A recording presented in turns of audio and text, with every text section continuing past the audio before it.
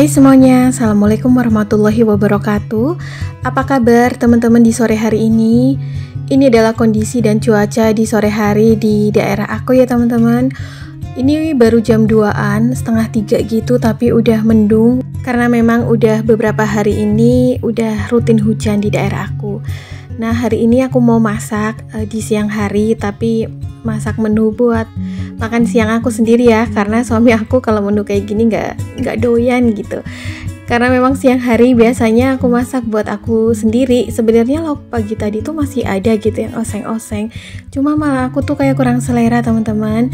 Jadi aku mau masak menu deso favorit aku. Aku mau nyayur terong, terus dikasih santan gitu ya, nanti dikasih ikan asin. Enak banget, ini enak menurut aku loh.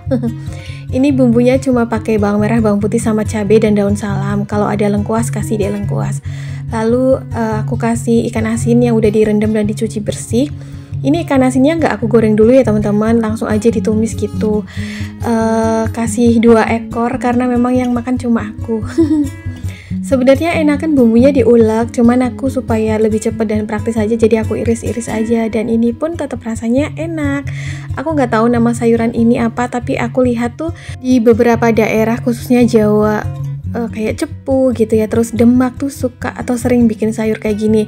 Tapi ikannya tuh pakai ikan panggang ya, kayak ikan ataupun ikan larak atau apalah gitu, aku nggak tahu karena di rumah aku nggak ada, jadi aku pakai ikan asin tongkol yang kecil-kecil itu loh. Nah ini aku masukin air, terus juga terong hijaunya. Ini terong hijau tuh dari yang aku minggu yang lalu gitu, 2 minggu yang lalu, masih bagus karena panenan sendiri. Terus untuk bumbunya seperti biasa, ada garam, kaldu bubuk, gula. Nanti gulanya aku pakai gula merah aja biar tambah sedap. Terus aku aduk-aduk tunggu sampai mendidih. Gak tahu memang seleranya tuh yang kayak gini, lidahnya lidah kampung, lidah deso. Jadi menu masakan kayak gini aja tuh udah menggugah selera buat aku daripada jenis masakan yang modern. Nah ini aku tambahin santan instan karena nggak ada santan segar di rumah aku, jadi ya nggak apa-apa lah, tetap enak kok. Aku kalau aku kalau makan pakai lauk kayak gini aja tuh udah yang cukup banget teman-teman, udah nggak perlu apa-apa lagi. Pakai nasi putih, terus apalagi dimakan pas cuaca lagi hujan, enak sekali. Nah ini tunggu terongnya empuk, kalau sudah empuk tinggal matikan api, terus aku langsung mau makan siang di sini. Menggugah selera banget menunya buat aku sih, jadinya aku makan banyak.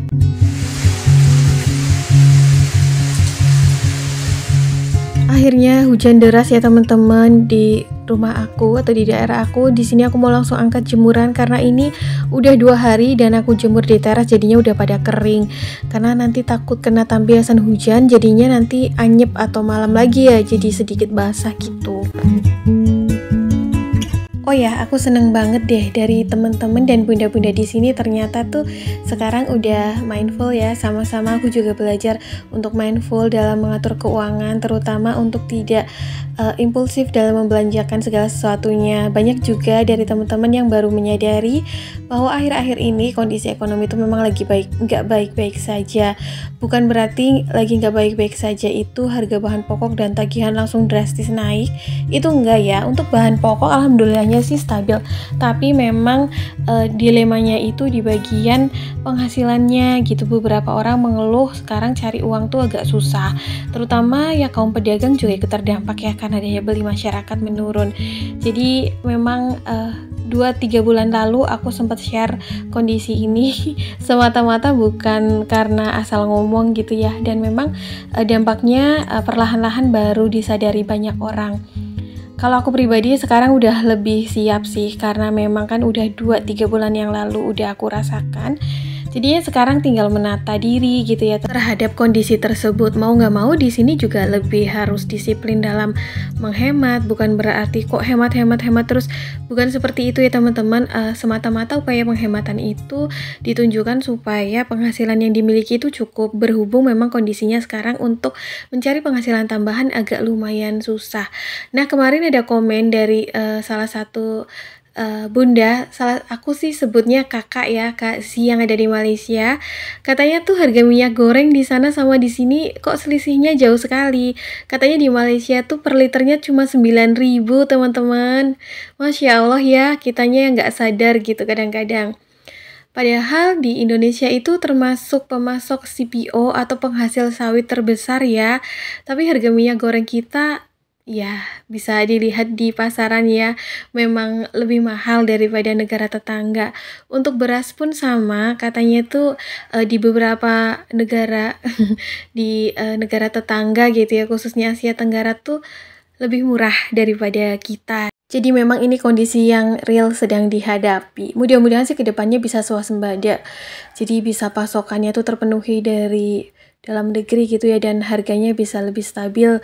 Terus juga khususnya untuk para individu atau orang-orang yang terkena dampak PHK terus kehilangan pekerjaan maupun sampai saat ini belum memiliki pekerjaan, mudah-mudahan pemerintahan yang baru ini bisa menyediakan lapangan pekerjaan yang luas supaya tingkat pengangguran juga bisa menurun, karena seiring dengan pengangguran yang menurun otomatis kondisi ekonomi jauh lebih baik ya, karena nggak bisa dielakkan atau nggak bisa diabaikan, kita itu selain makhluk individu juga makhluk sosial, di mana saling ketergantungan antara individu satu dan yang lainnya. Untuk beberapa pekerja ataupun karyawan ataupun pegawai pasti membutuhkan orang-orang yang statusnya atau pekerjaannya itu berdagang sebagai penyedia bahan pokok, terus barang-barang yang mereka butuhkan. Begitu pula dengan para pedagang atau wirausaha pasti juga memerlukan orang-orang yang pekerjaannya itu sebagai pegawai, karyawan, terus juga pekerja gitu ya, ataupun buruh, karena kan sebagai customer mereka yang bisa membeli barang-barang dagangan mereka. Jadi kita tidak bisa acuh atau beranggapan bahwa nggak ada pengaruhnya. Kepada kita pasti ada, terutama selain bahan baku. Yang penting juga adalah tagihan-tagihan bulanan, di mana seorang ibu rumah tangga biasanya kan menerima penghasilan dari suami udah di post budgetkan, dialokasikan terhadap post budget masing-masing. Kalau misalnya tanpa kita sadari tagihan bulanan itu naik perlahan tanpa ada pemberitahuan, otomatis kita akan kaget gitu ya. Misalnya tiba-tiba tagihan air ataupun listrik naik, terus juga pajak kendaraan ataupun PBB itu ikut naik, terus juga ada pajak dalam mobile banking yang biasanya kita gunakan untuk fasilitas transaksi, terus juga yang mungkin yang punya kredit bunga banknya ikut naik, tanpa disadari kan itu yang menyebabkan budget kita yang tadinya cukup untuk memenuhi kebutuhan rumah tangga kita setiap bulannya akan kurang gitu ya rasanya. Ditambah lagi untuk kondisi sekarang ini mencari penghasilan tambahan itu agak lumayan susah, karena memang biasanya orang-orang mencari penghasilan tambahan itu kan lewat kerja sampingan, lewat lemburan di perusahaannya ataupun lewat berdagang ya. Tapi daya beli masyarakat lagi turun juga. Jadi mau nggak mau kita tuh dipaksa mandiri untuk menghasilkan penghasilan kita sendiri lewat pekerjaan yang kita ciptakan. Jadi kita udah nggak bisa menggantungkan diri pada lapangan pekerjaan yang orang lain sediakan ataupun pemerintah sediakan ya. Coba deh teman-teman melihat nggak di kondisi sekarang ini untuk lulusan generasi terbaru khususnya Gen Z, sekarang tuh mereka pada ngeluh gitu loh, untuk mencari pekerjaan itu teramat sangat susah. Kondisi seperti ini harus kita sadari lebih awal supaya kita lebih bisa bersiap ya teman-teman. Setidaknya ya memang kalau memang tidak ada yang bisa diandalkan, tidak ada yang bisa diharapkan, kita belajar untuk bersiap-siap secara mandiri menciptakan lapangan pekerjaan untuk diri kita maupun orang sekeliling kita. Karena menjadi mandiri memang tidak tergantung pada orang lain merupakan kondisi yang paling menenangkan ya, karena kita tidak tergantung pada kondisi dan keputusan orang lain. Namun menciptakan lapangan pekerjaan sendiri atau berwirausaha tentu saja kan butuh proses. Jadi mulai sekarang kita buang jauh-jauh habit atau kebiasaan untuk membuang atau menghambur-hamburkan uang kita terhadap post budget yang impulsif, yang kurang penting, supaya kita lebih bersiap ya teman-teman. Kalau bisa lebih produktif ya kita produktif mencoba, tapi kalaupun belum ya mari kita berhemat, karena menyisihkan sebagian uang dari penghasilan kita untuk post budget tabungan dana darurat itu lebih baik daripada tidak sama sekali. Kita tidak tahu kondisi kedepannya akan seperti apa, tantangan ekonomi akan lebih berat atau lebih ringan, tapi yang perlu kita lakukan adalah bersiap-siap diri ya. Alhamdulillah, syukur kalau misalnya kedepannya kondisi ekonomi membaik, tapi kalaupun tidak, kita sudah bersiap diri.